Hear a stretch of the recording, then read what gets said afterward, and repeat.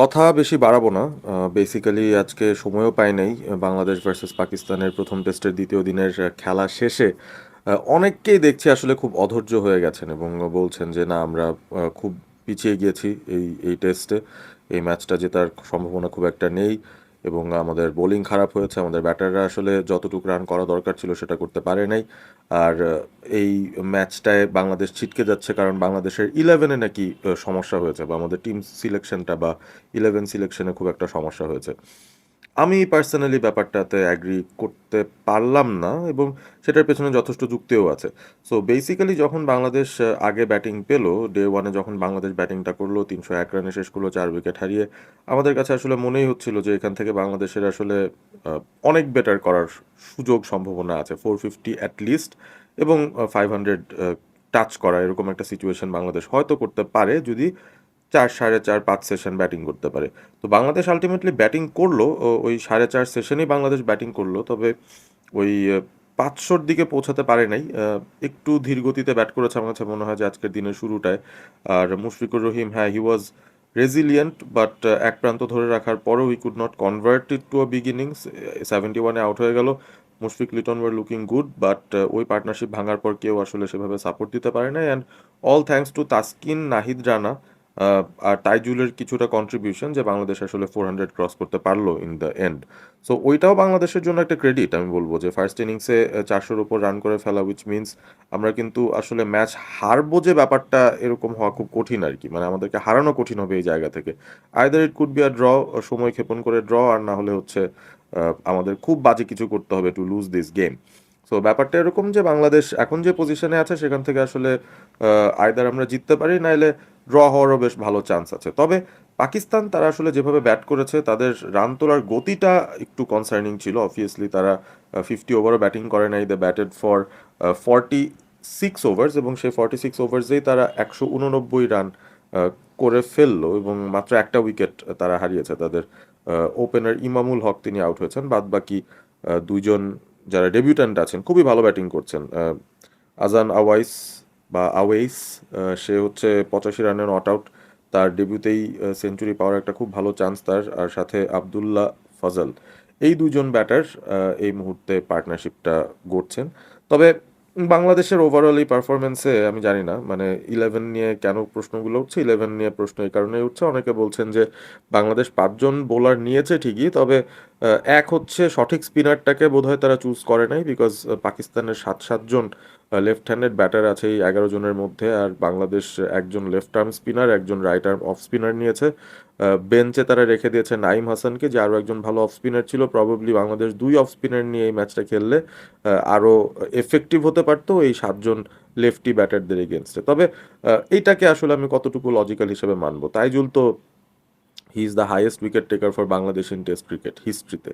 So test মানেই তাইজুল থাকবেই আর কি, he is an auto choice. সেটা নিয়ে আসলে খুব বেশি চিন্তা ভাবনারও কিছু নাই বা ডিনাই করারও কিছু নাই যে তাইজুল ডিজার্ভ করে কিনা জায়গাটা। He deserves, he can bowl well against right hander or left hander, সেটা আসলে খুব বেশি আমলে নেওয়ার কথা নয়। তাইজুলকে রেখেই আমাদের বলতে হবে যে হ্যাঁ, if we want to include Naim, probably তাইজুলকে রেখেই করতে হবে। সো মিরাজও থাকবে, তাইজুলও থাকবে, Naim probably can be the third spinner, সেটা নিয়ে আলোচনা হতে পারে। বাট তাইজুলকে বাদ দিয়ে নাইম, সেটা করলেও কিন্তু খুব ওয়ান ডিমেনশনাল একটা ব্যাপার হয়ে যায়। এবং ডোন্ট ফরগেট যে পাকিস্তানের কিন্তু রাইট হ্যান্ডেড ব্যাটারও আছে, মোহাম্মদ রিজওয়ান আছেন, সালমান আলী আগা আছেন।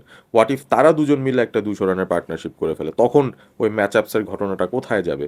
আপনি লেফট আর্ম অর্থোডক্স স্পিনার কোথায় পাবেন? মমিনুলকে দিয়ে বল করাবেন? সো এইটা আসলে আমার কাছে খুব একটা বেশি লজিক্যাল মনে হয় নাই, দ্য লজিক দ্যাট তাইজুলকে বাদ দিয়ে নাইম হাসানকে রাখা দরকার ছিল। নাইমকে রাখা যেত, বাট কাদের বদলে রাখা যেত সেই প্রসঙ্গে আমরা চলে আসতে পারি। বাংলাদেশ যখন তাদের ইলেভেন ঘোষণা করেছিল গতকাল, একটা ব্যাপারই আমাকে অবাক করেছে যে বাংলাদেশ আসলে যে 3 পেসার নিয়েছে তার মধ্যে শরীফুল নাই। I was expecting Shariful to be in the eleven, কারণ আমার কাছে মনে হচ্ছিল যে সে ওই আলাদা ভ্যারিয়েশনটা আনতে পারে। সে বলটাকে দুদিকে সিম করাতে পারে, পিচ করার পর ভেতরে ঢুকে ডানহাতির জন্য আবার বেরিয়েও যেতে পারে। Same goes for the left handed batter. So ওই অ্যাসপেক্টে শরীফুল ইজ কোয়াইট এফেক্টিভ। নতুন বলটায় আমার মনে হয় মুভমেন্টটা সে বাদবাকিদের থেকে বেশি পায়। আমরা যদি তাসকিন, নাহিদ রানা কিংবা ইবাদতের কথা বলি, all of them they have a lot of pace. মানে শরীফুলের যে গতি খুব একটা কম না, কম তাও কিন্তু না। হি ক্যান বোল 135+, যেটা তাসকিনের এই মুহূর্তে গতি। সো তাসকিন শরীফুল কাছাকাছি গতিতেই বল করে। বাট শরীফুলের কিছু অ্যাডেড অ্যাডভান্টেজ এটাই থাকতো যে as a left handed pacer তার অ্যাঙ্গেলটা একটু ভিন্ন রকম হতো, অ্যাটাকিং লাইনটা একটু ডিফারেন্ট হতো। বাংলাদেশ আরেকটু ভ্যারাইটি আনতে পারতো তাদের বোলিং অ্যাটাকে, একজন লেফট হ্যান্ডেড পেস বোলার যে বলটাকে মুভ করতে পারে সেরকম একজন বোলার। প্লাস শরীফুল কিন্তু অনেক স্ট্যামিনা ওয়াইজও I think is in a better situation fitness wise rather than Taskin Ahmed, যাকে মনে হলো যে একটু ফিটনেসের ঘাটতি আছে। তারপরও তাসকিনকে দিয়ে 8 ওভার বল করিয়েছে ক্যাপ্টেন নাজমুল হোসেন শান্ত। 8 ওভার এবাদতও বল করেছে, আর 9 ওভার অর্থাৎ 3 পেসারের মধ্যে সবচেয়ে বেশি ওয়ার্কলোড নিয়েছে নাহিদ রানা। সো আজকের যে বোলিং পারফরমেন্স ছিল নাহিদ রানা কিংবা তাসকিন কিংবা এবাদতের, অনেকেই কিন্তু কমপ্লেন করছেন এবং কমপ্লেন করারই কথা। They were not good collectively. এই সবারই পারফরমেন্স খুব একটা ভালো ছিল না।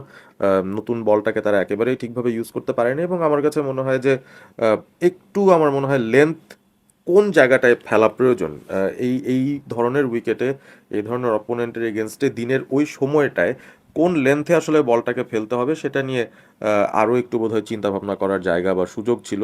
আমাদের পেসাররা সেই কাজটা ঠিকমতো করতে পারেন নাই। Um, Ebadot was short, Taskin was also a bit short, Nahid Rana either too short or too full. মানে কেউই আসলে কনসিস্টেন্টলি ওই পয়েন্টগুলো হিট করতে পারছে না, এবং তারা তিনজনই যে খুব একটা রিদমে ছিলেন না আজকে, তার সবচেয়ে বড় প্রমাণ হচ্ছে তিনজনই ওভারস্টেপিংয়ে নো বল দিয়েছেন। এটা কিন্তু খুব স্বাভাবিক ব্যাপার না, অস্বাভাবিক লেগেছে আমার কাছে যে তিনজনের কাছ থেকে আমরা এরকম ওভারস্টেপিংয়ের নো বল দেখলাম। তো যাই হোক, আমার মোদ্দা কথা সেটাই যে আহ, আমরা একটা দিনের খেলায় বা 46টা ওভার বাংলাদেশ বল করেছে, পাকিস্তানকে তারা ডমিনেট করতে পারে নাই, বরং পাকিস্তান আজকে ডে টুটা ডমিনেট করেছে, বল হাতেও ব্যাট হাতেও বাংলাদেশকে অল আউট করে দিল। তারপর নিজেরাও ব্যাটিং করে খুব কুইকলি 46 ওভারের মধ্যেই 179 রান করে ফেললো, আর মাত্র একটা উইকেট তারা হারিয়েছে, 9 উইকেট তাদের হাতে আছে। সো বাংলাদেশের রানটা টপকে বাংলাদেশের এগেনস্টে একটা লিড পাওয়ারও একটা সুযোগ সম্ভাবনা পাকিস্তান কিন্তু তৈরি করে রেখেছে, উইচ ইজ রিয়েলিস্টিক। কিন্তু আমার কাছে তাও মনে হয় যে আমরা আসলে খুব বেশি অধৈর্য হয়ে যাচ্ছি। আমাদের যে 3 পেসার আছেন এবাদত, তাসকিন আর নাহিদ রানা, আগামীকাল তারা যদি একটা ছোট কাজ করেন তাহলেই আমার মনে হয় খেলার মোড়টা ঘুরে যাবে, এবং প্রবাবলি আমরা পাকিস্তানকে খুব জলদি র্যাপ আপ করে দিয়ে একটা ভালো টার্গেট তাদেরকে ধরিয়ে ফোর্থ ইনিংসে তাদেরকে অল আউট করে ম্যাচটাও হয়তো জিতে যেতে পারি। সেই ছোট্ট জিনিসটা হচ্ছে শুধুমাত্র লেন্থের ম্যানেজমেন্টের জায়গাটা। যেহেতু অফ স্টাম্পের বাইরে খুব বেশি কাজে দিচ্ছে না, আমার মনে হয় যে ভ্যারিয়েবল বাউন্সের যেই ব্যাপারটা এই উইকেটটা প্রডিউস করছে, সেই ভ্যারিয়েবল বাউন্সটাই ব্যবহার করার জন্য আমার মনে হয় স্টাম্পকে অ্যাটাক করে বারবার বল করতে থাকা দরকার এই তিনজনকেই। বাহাতিদের এগেনস্টে রাউন্ড দ্য উইকেটে এসে সেই কাজটা করতে পারলে বেস্ট। নাহিদ রানা, তাসকিন, এবাদত, আশা করি যে তিনজনই এই একই কাজ করবেন। তারা স্টাম্পকে টার্গেট করে ওই লেন্থটাতে অফ বা অফ মিডলের এই জায়গাগুলোতে বল করতে থাকবেন, করতে থাকবেন, করতে থাকবেন। ব্যাটাররা কতক্ষণ ঠেকাবেন? কোনো না কোনো একটা পয়েন্টে কিছু না কিছু একটা ঘটবে, বল একটু নিচু হয়ে যেতে পারে, ব্যাটের ফেসের পাশ দিয়ে বলটা বেরিয়ে যেতে পারে, এলবিডব্লিউর কন্টেন্ডার তারা হয়ে যাবেন। সো আমার যে পয়েন্টটা সেটা হচ্ছে যে আপনি স্টাম্প হিট করেন, আপনার পেস আছে, আপনি স্টাম্প হিট করেন, তিনজন বোলারে যদি একই ধরনের কাজ করতে থাকেন, ব্যাটাররাও একটা সময় হ্যাবিচুয়েটেড হবেন, তখন you can go for your shorter deliveries, তখন you can go for something wide outside off, ব্যাটারকে প্রলুব্ধ করার জন্য। মানে সেট আপ করতে যা প্রয়োজন, গতি তো আপনাদের আছেই। আমার মনে হয় আগামীকাল স্টাম্প অ্যাটাক করা দরকার যে 3 পেসার আছেন তাদের, এবং সেটা করলে ওই ভ্যারিয়েবল বাউন্সের কারণে প্রবাবলি পাকিস্তানের ব্যাটারদেরকে বিপদে ফেলা সম্ভব। আপনারা আসলে জানিয়ে দিন কমেন্ট করে যে আপনারা আসলে কতটুকু আশাবাদী বাংলাদেশের এই সিরিজের বা এই টেস্টটা বাংলাদেশ জিততে পারবে কিনা সেই বিষয়টা নিয়ে, আর ডে 3-তে আসলে কি করা উচিত, কি হতে পারে, আপনারা প্রেডিকশন দিয়ে কমেন্ট করে জানিয়ে দেবেন। ভিডিওটি ভালো লেগে থাকলে বন্ধুদের সঙ্গে শেয়ার করবেন, আর সাবস্ক্রাইব করবেন অল স্পোর্ট এবিপি। ভালো থাকবেন সবাই।